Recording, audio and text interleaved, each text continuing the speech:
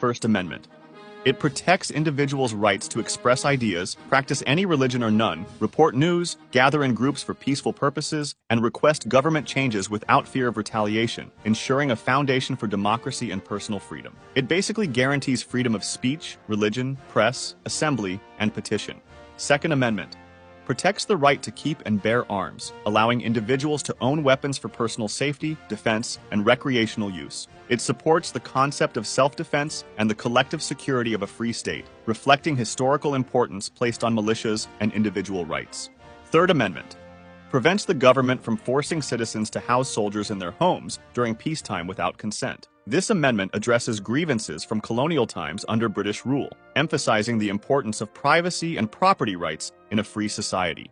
Fourth Amendment protects individuals from unreasonable searches and seizures, requiring law enforcement to obtain a warrant based on probable cause for such actions. It ensures privacy and security in personal property, reflecting a balance between individual rights and the needs of law enforcement. Fifth Amendment provides protections in legal processes, including protection against self-incrimination, guarantees due process of law, prohibits double punishment for the same charges, and ensures compensation for the taking of private property for public use. It safeguards personal liberties and property rights in court. Sixth Amendment ensures the right to a fair and speedy trial, the right to know the charges, confront accusers, obtain witnesses in defense, and have legal representation. This amendment is fundamental to the justice system, guaranteeing a fair legal process for criminal defendants. Seventh Amendment guarantees the right to a jury trial in civil cases involving disputes over property or money, preserving the role of juries in the legal system. It reflects the historical importance of jury trials in protecting individual rights against arbitrary government action. Eighth Amendment prohibits excessive bail and fines, and cruel and unusual punishment, ensuring that penalties are fair and proportional to the offense. This amendment reflects society's values on humane treatment and justice, preventing the government from imposing overly harsh penalties. Ninth Amendment states that the enumeration of specific rights in the Constitution does not mean that people do not have other rights that are not listed. This amendment protects unenumerated rights, acknowledging that individuals hold more freedoms than those explicitly mentioned. 10th Amendment clarifies that powers not delegated to the federal government by the Constitution, nor prohibited to the states, are reserved to the states or the people. It emphasizes the principle of federalism by limiting federal power and protecting state sovereignty and individual liberties.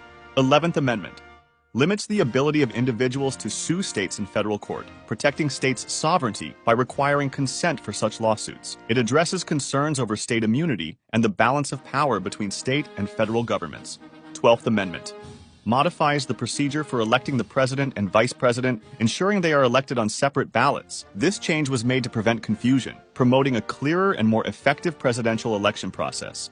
13th Amendment abolishes slavery and involuntary servitude, except as punishment for a crime, marking a pivotal change in American society by formally ending the legal institution of slavery and reflecting the nation's commitment to individual freedom and human rights.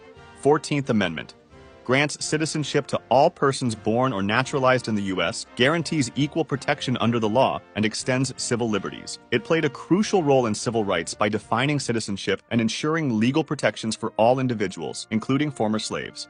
15th Amendment prohibits denying the right to vote based on race, color, or previous condition of servitude, advancing civil rights by ensuring that all men, regardless of race, have the right to vote, though actual implementation faced significant challenges. Voting rights will be a key issue as we head into an election year. In November, a federal appeals court decision paved the way for a Supreme Court battle over the Voting Rights Act. Whether you saw this story may depend on which way you lean politically, because it is mostly being covered by left and center rates news sources.